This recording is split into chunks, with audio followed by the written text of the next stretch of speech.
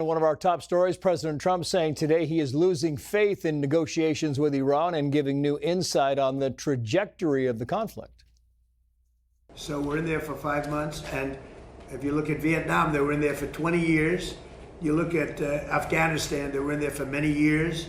You look at any one of the wars, Korea, any one of them, they're in there for many years. We're in for 5 months, and we have obliterated their military capacity.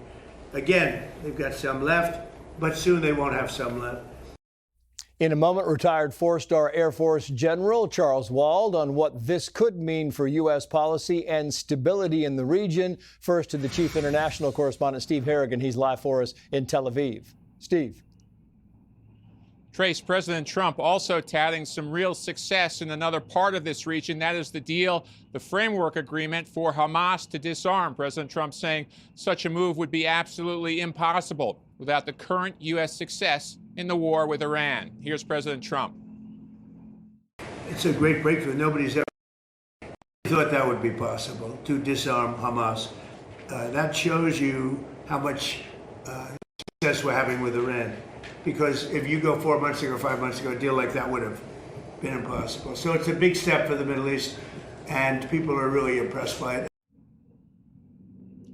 Each night now we are seeing back and forth strikes between the two sides. Kuwait saying it was attacked by drones from Iran, those drones causing no casualties targeted at U.S. military installations inside of Kuwait. Also, Iran's state media reporting that Iran was able to attack 2 oil tankers in the Strait of Hormuz. This unverified as of yet. No reports as to the damage to those 2 tankers. Trace, back to you. Steve Harrigan live for us in Tel Aviv. Steve, thank you. Let's bring in retired four-star Air Force General Charles Wald, former deputy commander of U.S. European Command. He flew combat missions over the Middle East. He is a distinguished fellow at the Jewish Institute for National Security of America. General, great to have you on the show. The president was asked if he still thinks a deal with Iran can be reached, and he said the following. Watch. I'm losing faith in them because they do lie and they do misrepresent. Well, the other day, the 5 missiles were shot. We knocked them down, but we were in the midst of a negotiation. I mean, I'm waiting for Steve to call me. How's the negotiation going? And instead, I got a call from Pete that they just shot 5 missiles at one of our bases in Jordan. General, what do you think? Should the president scrap the deal? I think he, well, first of all, I think he had to continue to try to get a diplomatic result, but I don't think he had to do it at the expense of us stopping attacking the Iranian military. So we all want to see an end to this. We all want to see a peaceful solution, but the likelihood of that is maybe not very high. I still think, and I've said this for months, I said it last time when we initially attacked during Midnight Hammer, that we need to take away the Iranians' ability, the IRGC in this case, ability to export their military capacity to the GCC countries in the Middle East as well, primarily Israel, but also all our GCC allies. And I just don't believe the Iranians are going to want to sit down and have some kind of diplomatic deal that they're going to agree on. They'd like to extend talks and have this bombing stop, but I believe we need to go after every missile that we could ever find, every capability to build a missile, every ability to command and control a missile, every ability to refuel a missile. Same thing with any air defense capability they have. And I think we ought to start escorting militarily ships through the Straits of Hormuz. I think we've had enough of it. And I think the Iranians are pretty close to the end, but they're not going to give up. When you talk about, General, their military capabilities, Iran specifically, do you have specifics? Do you think there are specific ways that we should go after them, specific areas and targets that we should go after? Well, I've got a lot of faith in our military planners and Brad Cooper and CENTCOM, and I know they've thought through this. We've got, I think, exquisite intelligence. I think we know where things are.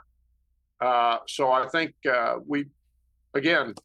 think we should continue to bomb. I don't think we should stop and have some time for negotiation. I think we ought to continue. If they want to talk during bombing, that's fine. Let's listen up. But we know where their military capability is, not all of it, but a lot of it.